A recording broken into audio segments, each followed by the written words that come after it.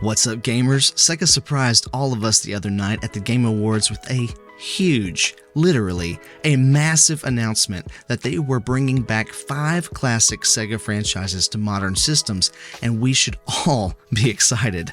Let's get into it. So what exactly is all the excitement about?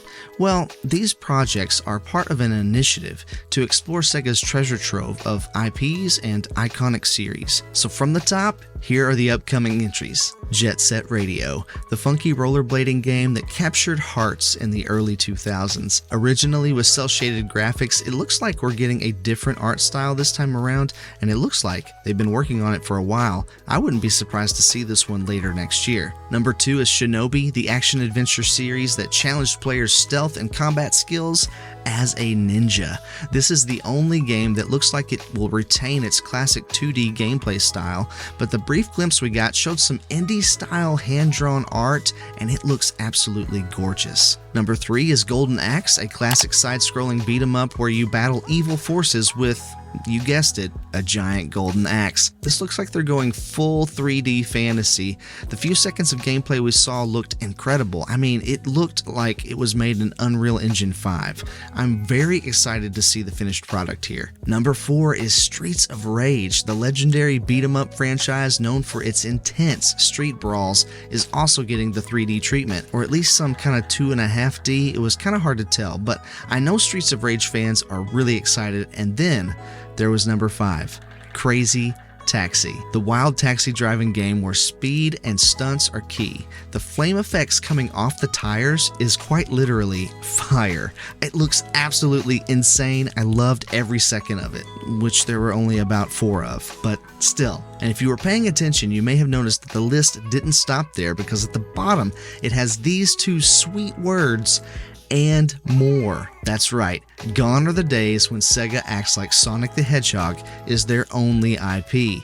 We're getting even more classic Sega games. So let's speculate together for a minute. I've thought of a few more classic franchises that I would like to see, and if you think of any that I miss, share your Sega hopes and dreams in the comments below. Number 1, Toe Jam and Earl. That's right, I bet you haven't thought about Toe Jam and Earl in the last 15 years, because the last time that game came out was like 21 years ago. Sega, get on it. Number 2, Sonic the Hedgehog. Wait, no.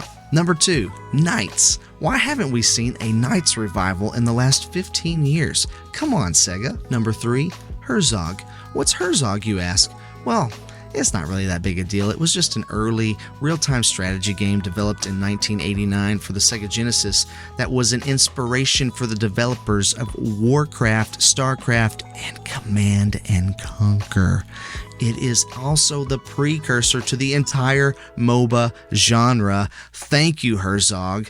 I really hope that you get shown some respect. Number 4, Eko the Dolphin. Actually, I could never figure out what the point of Eko the Dolphin was, or how to play it, or what the objective was, and it frustrates and haunts me to this day, so I don't actually really need them to bring that one back, but maybe you like it, so there it is. 5, the Conduit. The Conduit isn't as old, but it is just as forgotten. It's a first-person shooter set on an alternate Earth during an alien invasion. It had 2 entries on the Nintendo Wii, and both of them were gorgeous, and I would love to see remakes or new entries in that series on today's hardware, because it was an awesome franchise. Number 6, Afterburner. Afterburner is a long-standing arcade combat flight simulator that we haven't seen since 2007.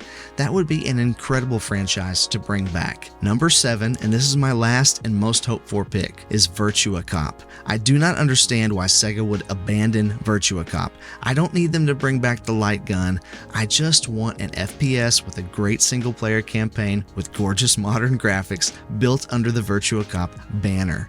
And here's a bonus franchise, and this one's from my good friend Yuki601. Go check him out on his channel.